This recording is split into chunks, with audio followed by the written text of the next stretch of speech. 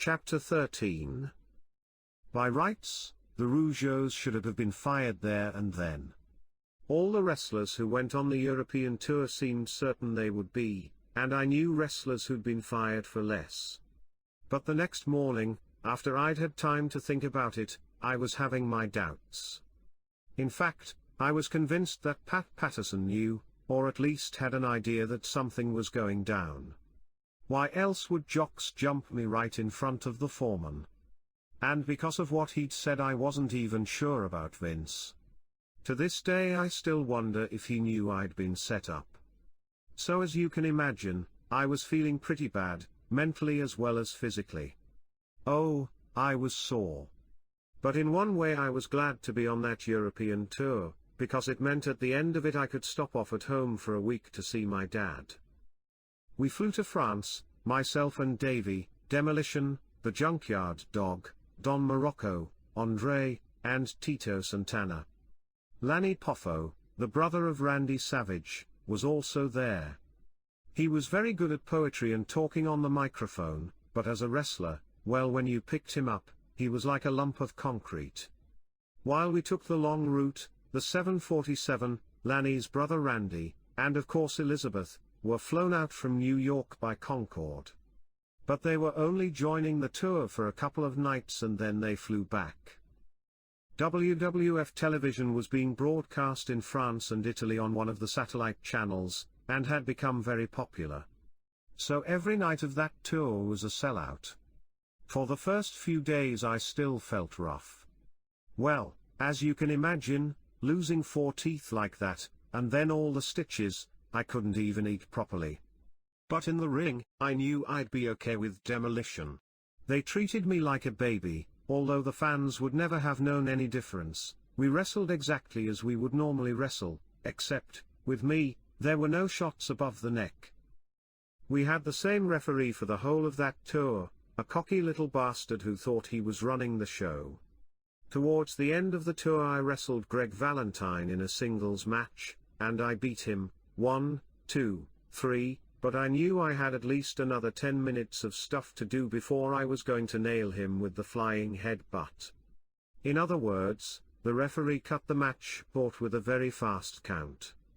I got up and more or less said, "What are you playing at?" As he raised my hand he said, under his breath, "I'm the referee. You pinned him, and you got the 3 count."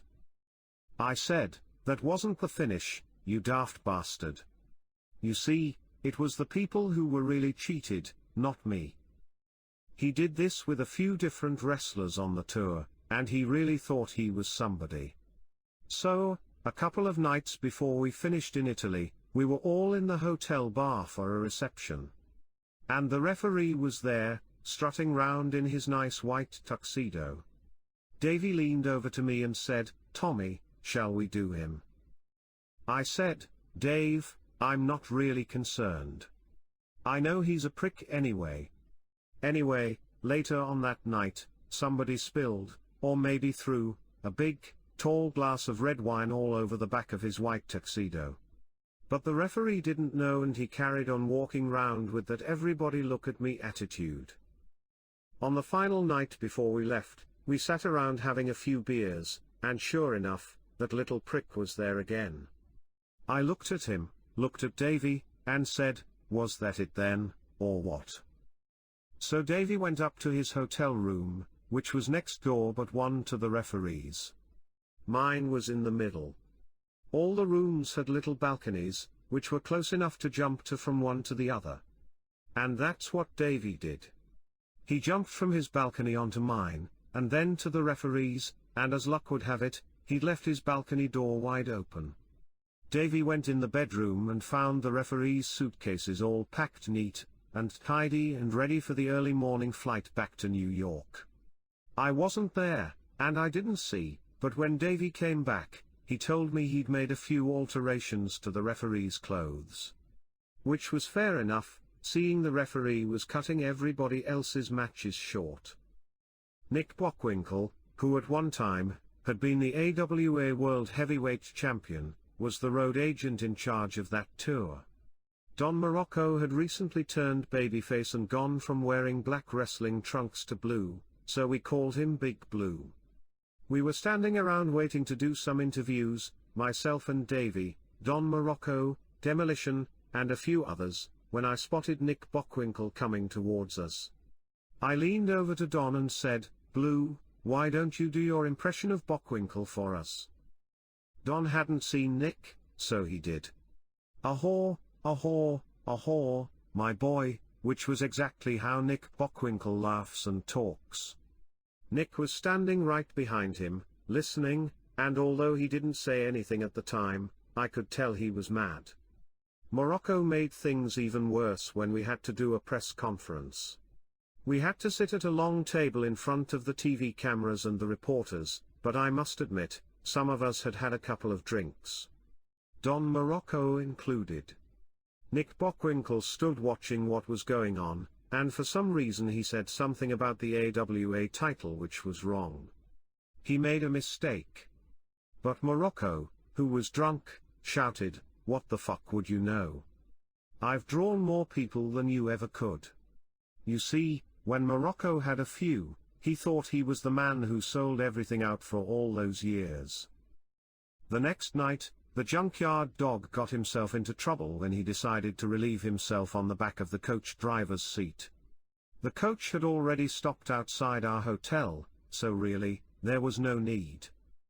That tour finished, and while everybody else went back to America or to Canada, I flew back to England and spent a week at home in Golborne with my dad, who I still missed, in spite of being away all those years. But, when I arrived back in New York ready for the start of the next tour, the Rougeaus were still on my mind. It turned out they hadn't been fired, or suspended. They hadn't even been fined. Instead, it was Don Morocco and the junkyard dog who were fired for their behavior on tour. They'd both been reported to Vince, who called them to his office in Stamford. He asked Don, who had no idea what was coming, how the tour had gone. Don said fine. Then Vince told him he was fired. Don said, "What for?" Vince replied, "I can't have wrestlers talking to my agents like that, because if one starts, they'll all start." Which I thought made us all sound like little kids. But Vince wanted to set an example, so Don was fired. And because we'd been partly involved in the incident with Nick Bockwinkel, I thought the British Bulldogs might have been next. But for once, as far as Vince was concerned, the Bulldogs had done nothing wrong. To tell you the truth, the way I was feeling at that time, I wouldn't have cared less if Vince had fired us. But there was still the matter of myself, and the Rougeaus to sort out. About a week after I'd come back from England, Vince called to say he'd arranged a meeting for me, himself, and the Rougeaus. It was in a private room at a hotel in California. I think Vince, and maybe the Rougeaus, were hoping to resolve it by leaving things as they were. But not me. I said to Vince, "I'm leaving fuck all. They can pay for these teeth to be fixed. Then I'll leave it." Jocks started getting angry, and said he wasn't going to pay. But Ray cut in. He told Jocks to shut the fuck up. He turned round to me, and said, "Get the bill for your teeth from your dentist and let us have it. We'll pay it. That's the end of it." So I did.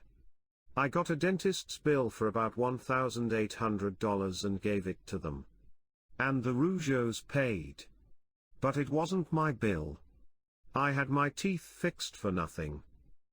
It was as well that things were settled between us, because the next thing we knew, we were wrestling each other at the Survivor Series, which was coming up at the end of November. They were jostling for room at the top of the card now, Hulk Hogan, Randy Savage, who was the champion, and the Ultimate Warrior. They all wanted to be the main man. There were a few new faces in the WWF as well, one of which was Bret Hart's younger brother, Owen. Since the age of 12 or 13, Owen had been working hard in Stu's gym in Calgary. For the last year or so, he'd been wrestling for Stampede, and for a couple of months that year, he he'd been the IWGP Junior Heavyweight Champion for New Japan. So he was ready for the big time. I don't know for sure, but I would imagine Brett put a word in for him with the office. And I wasn't surprised when they hired him. Owen was a good wrestler, very agile, and a hard worker. But when they first brought him in, Vince told him he would be wrestling in a mask. He said to him, "Think of a name for yourself." So Owen, trying to make himself look great before he was even working, came up with the American Eagle. He told Vince, "I want to be the American Eagle." But Vince said that was no good, and told him he was going to be the Blue Blazer. He had the blue mask, the cape, and the feathers. Well, he looked like a bloody parrot going to the ring. But he looked good as a wrestler, as in, the aerial moves, the back somersaults off the top rope. And later on, when he got rid of the mask and wrestled as plain Owen Hart, he formed a tag team with Koko Beware. Vince had a thing about big men, that was for sure, whether they were big well-muscled men or just big fat buggers. Which, I imagine, was how John Tenta found his way into the promotion as Earthquake, before he teamed up with Typhoon and formed the Natural Disasters. But the last time I'd seen John was on a ferry in Japan, on our way to Hokkaido. This was back in the early 80s. John was Canadian, from Vancouver, in British Columbia, but he had trained seriously as a sumo wrestler. The trouble was, he couldn't stick to it. He said it was too hard. He'd certainly developed the physique, but he wasn't dedicated enough, so he'd decided to become a pro wrestler instead. Anyway, there we were on this ferry, when John, who used to talk like a little kid, said, "Tom, how can I open Vancouver?" This was back in the days when Al Tomko was running his Vancouver promotion into the ground. I said, "John, you'll need a bit of money." He said, "Oh? Well, how much will I need?" "A lot. You've got to pay to bring the talent in and get the television on. And you have to do it right." So he said, "I don't really understand. I've only ever been a sumo wrestler." I said, "Well, you're in the professional ring now, John. Things are different." He hadn't a clue. He did move back to Vancouver for a while, but ended up back in Japan. So when I saw him as Earthquake in the WWF, I said, "John, what are you doing here?" More or less meaning, what happened to Vancouver, what happened to promoting? He said, "Well, I'm Earthquake now." And he was. He was a big man and he could make that ring shake. But that was about all. Vince had brought a new tag team in that month, the Brainbusters, Arnold Anderson, and Tully Blanchard, managed by Bobby Heenan. They were a good team, and they'd done okay for themselves in the NWA as the tag team champions. But in my opinion, most of their success was down to Arnold Anderson. He was a good solid wrestler and he was a great heel. Tully, in my opinion, was full of shit.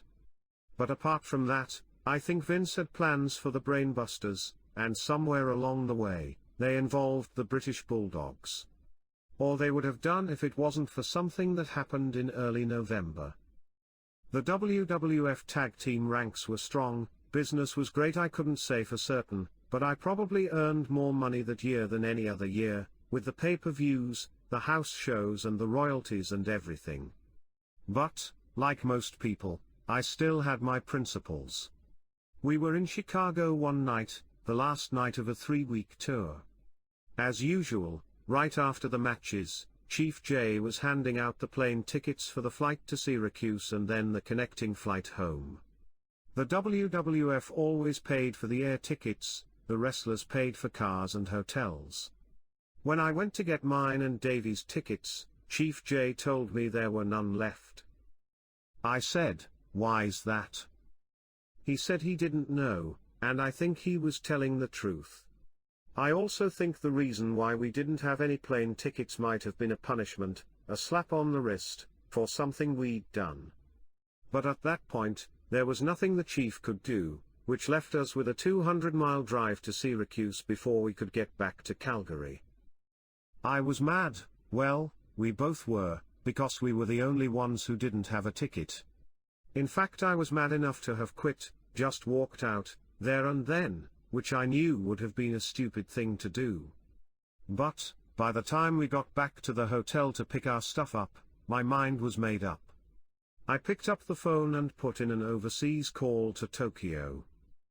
Shohei Boba's wife, Motoko, answered the phone and sounded very surprised to hear from me. But, before I had a chance to explain why I was calling, she told me to put the phone down because someone would call me back. I waited and waited. Then the phone did ring, and as I expected, it was Lord Blair's, a former wrestler who now lived in Hawaii and acted as Boba's agent. Baba was a very private man, and didn't really speak to any of the wrestlers. If you wanted to speak to Baba, you more or less had to do it through Lord Blair's. So he said, "What can we do for you, Dynamite?" I told him I wanted a job for myself and Davey Boy Smith. Straight away he said, "When can you come?" It was too close to the start of the next tour to go straight away, so we agreed on the next one, which would be New Year's Day, 1989. The deal was done, as simple as that. I put the phone down, looked at Davey, and said, "Bollocks to all this, we're done." And although you might find it hard to believe, Davey never once argued, complained, or said a word against that decision. He just went along with it. Bear in mind we were giving up a lot, the money, mainstream television exposure, and the celebrity status. But, like I said, I had principles, and once I'd made my mind up, there was no going back. We handed our notice in a couple of weeks before the Survivor Series, which was to be our last night. I thought we might as well go out on a big show, with a big paycheck. When Vince heard what we'd done, he didn't really say anything. I don't think it was because he didn't care, I'm sure he didn't want us to go. But I think he was confident that within a couple of weeks, we'd be back. For example, on one of the last nights before we finished, we were wrestling the Brainbusters in Columbus, Ohio. Pat told us in the dressing room that the Brainbusters were going over, via pinfall. I told him they definitely weren't. Pat said, "What do you mean? Do you really think they are going to beat me, or my partner, 1, 2, 3 in that ring?" Pat said, "That's right, Dynamite." I said, "I'll tell you what will happen. They might count us out, or they might disqualify us, but there is no way those two are going to pin me, or Davey Boy Smith." So then he got on the phone, complaining about me to Vince. Dynamite says he'll do this, Dynamite says he won't do that. Vince just said, "Tell Tom to do whatever he wants in the ring." Considering we were leaving anyway, plus, Vince was wanting to push the Brainbusters, it wasn't what you would expect him to say. But I think the reason he said it was because he was sure I'd be giving him a call in a couple of weeks saying, "I've made a mistake, can I come back?" So Pat came back with Vince's message. "Go out and do whatever you feel like doing." And I did. The Bulldogs were disqualified. The second annual Survivor Series was at the Richfield Coliseum in Ohio again. We teamed up with the Rockers, the Hart Foundation, the Young Stallions and the Powers of Pain, to wrestle the Rougeaus, the Brainbusters, Demolition, Los Conquistadors and the Bolsheviks. Walking down a WWF aisle for the last time as the British Bulldogs, maybe I should have felt a bit sad or emotional. But I didn't. I felt great.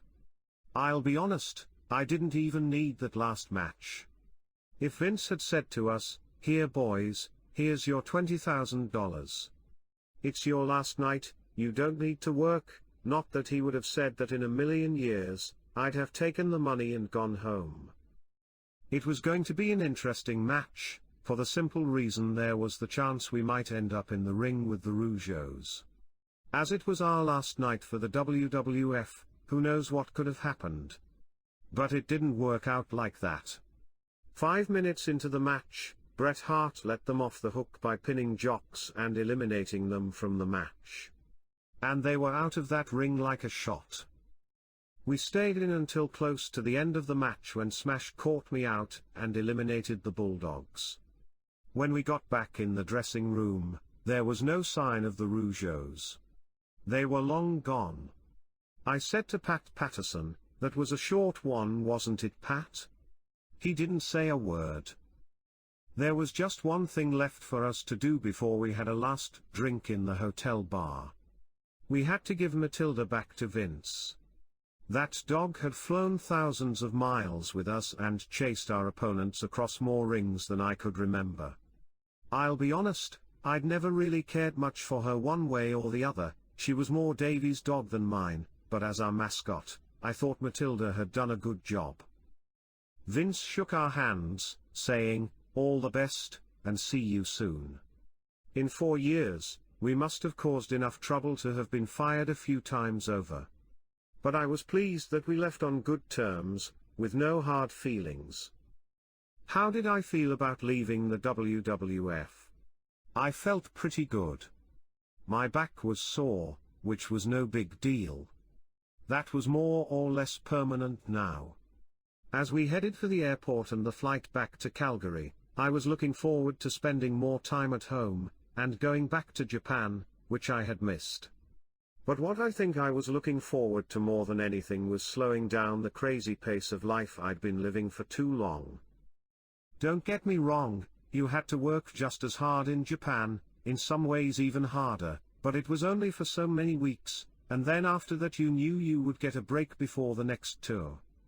In the WWF, there was no break. You didn't take a week's holiday like you would in a normal job. If you took time off because you were injured, you didn't get paid. It was one long hard slog. I can remember one of the longest stretches we did, back in 1986 when we were the tag team champions. We did a straight run of 13 weeks without a break. When I complained to Pat Patterson, all he could say was, "You're the champions, what do you expect?" So, yeah, I could live without all that. Funnily enough, Michelle didn't seem to think it was such a great idea having me back home. Within a couple of weeks, she was asking when I was going back. I told her I wasn't. I owned all my properties, everything was paid up, and if I wanted to, I could afford to retire for a while and live off the interest. But she kept begging and pleading, and begging and pleading. She said, "You've got to go back, you can't stay at home all the time." I said, "Michelle, I'm tired and I'm sore. And I don't need to go back. I want to stay at home for a few weeks and rest." But she wouldn't let it go. In other words, she wanted me out of the way. I knew what the reason was. For the last 4 years she'd got used to having her freedom and living her own life, going out to nightclubs and restaurants.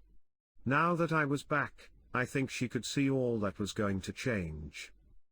Stampede Wrestling had been running for a couple of years after Vince had given the business back to Stu. But business wasn't very good. There were no big names, and the names who were there had been there for years. One face who I wasn't surprised to see was Chris Benoit. That skinny little kid who told me he was going to be a wrestler like me, had done exactly that. He was still only young, maybe 20 or 21, but he was looking very good in the ring. He was a nice lad as well. Chris was a good listener and a good learner. He listened to me in the dressing room, and on the one occasion that I wrestled him in the ring.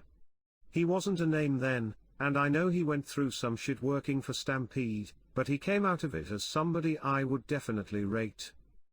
Brian Pillman was another new face, although he'd been with the promotion for a year or so, mainly in tag team action with Bruce Hart.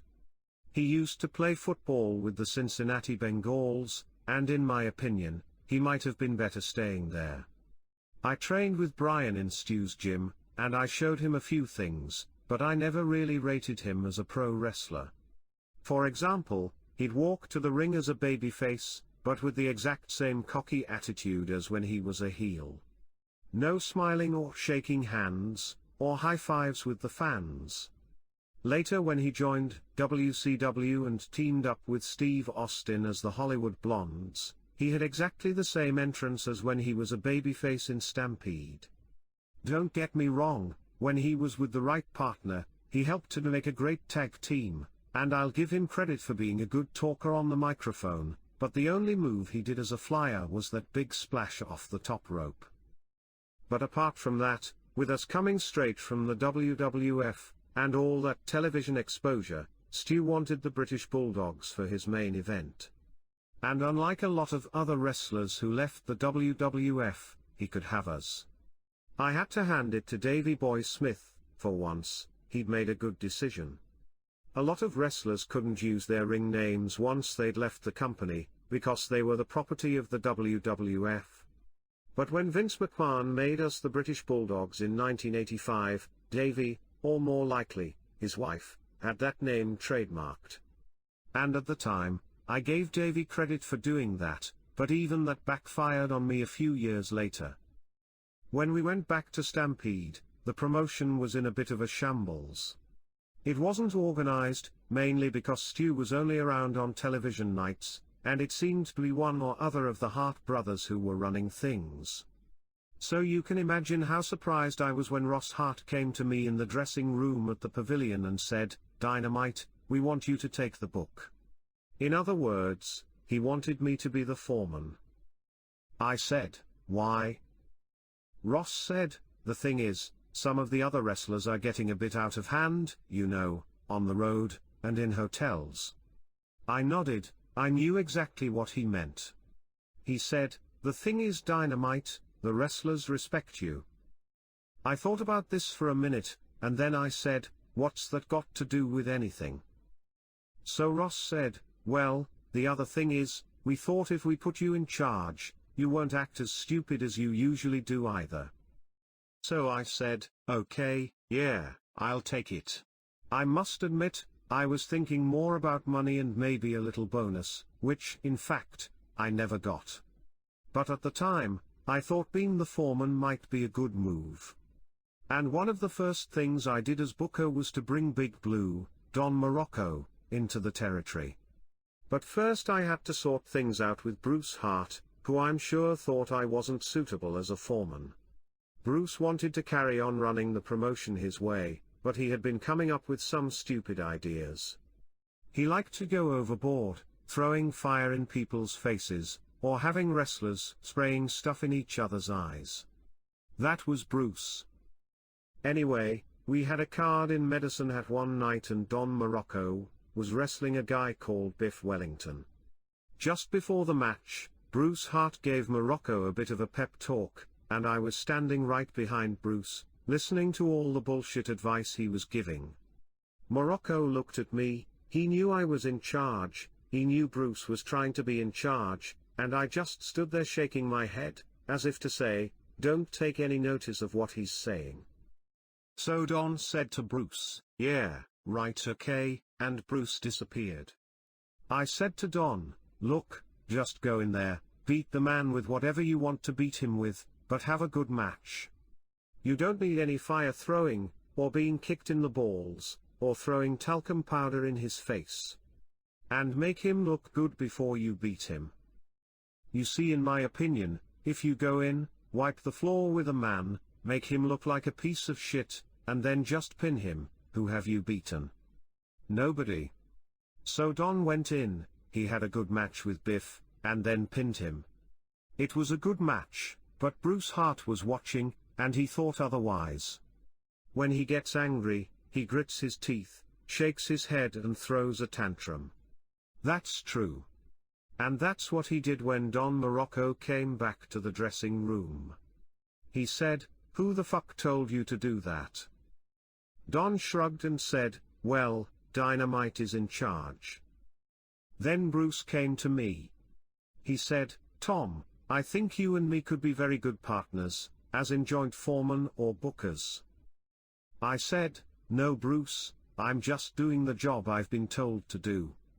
There's no fire, no bullshit gimmicks, just good solid wrestling, like they do in Japan. The people don't want to see all that shit. In other words, no, I didn't think we'd have made a great booking team. Within a week or so of being back in Stampede, we were filling the buildings.